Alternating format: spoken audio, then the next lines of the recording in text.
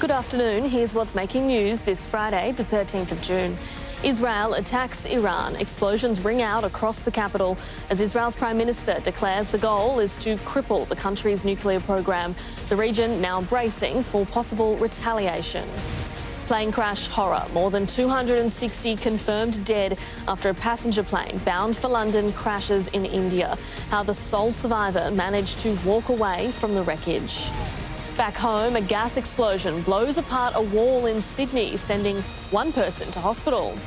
Check your tickets. The search for the mystery millionaire who snapped up last night's entire $100 million Powerball jackpot. And 101 Dalmatians for 101 years, the movie remake fit for a very special lady. This is 10 News First Afternoon. Good afternoon, I'm Taylor Ryan. In developing news, Israel's military has conducted airstrikes on Iran, targeting its nuclear facilities and promising there's more to come, sparking fears of retaliation. Emma Olsen has the details.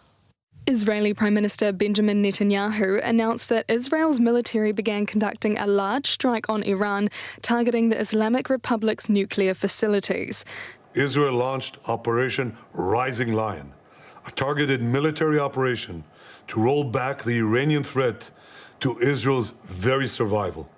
This operation will continue for as many days as it takes to remove this threat. Netanyahu said Iran, which has long threatened to eliminate Israel, has produced enough highly enriched uranium for 9 atom bombs, adding that in recent months, Iran has taken steps to weaponize the nuclear material. We struck at the heart of Iran's nuclear enrichment program. We struck at the heart of Iran's nuclear weaponization program. We targeted Iran's main enrichment facility in Natanz. We targeted Iran's leading nuclear scientists working on the Iranian bomb.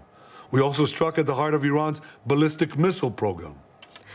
Iran's Supreme Leader Ayatollah Ali Khamenei says Israel will face a severe punishment over its strikes on the country, saying the Zionist regime has set itself for a bitter and painful fate and will definitely receive it. Tensions have been building in the region as US efforts to reach a nuclear deal with Iran stall. The White House released a statement from Secretary of State Marco Rubio saying Israel's action against Iran is unilateral and the US is not involved in the strikes. Well, I'd love to avoid the conflict. Iran's going to have to negotiate a little bit tougher, meaning they're going to have to give us some things that they're not willing to give us right now. This comes as Foreign Minister Penny Wong says Australia is concerned and has called for calm. Australia is alarmed by the escalation between Israel and Iran. This risks further destabilising a region that is already volatile. We urge the parties to prioritise diplomacy and to prioritise dialogue. Australians have been warned to keep out of the region as the Israeli government declares a state of emergency in anticipation of Iranian retaliation.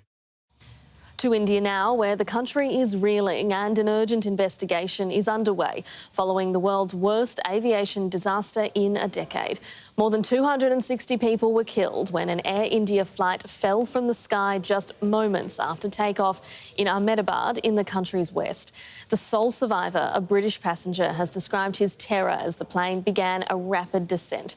The Boeing 787 Dreamliner was bound for London, and there are now serious questions about the safety of this type of aircraft, with this crash its first fatal incident. 10's Europe correspondent John Paul Gonzo reports from London.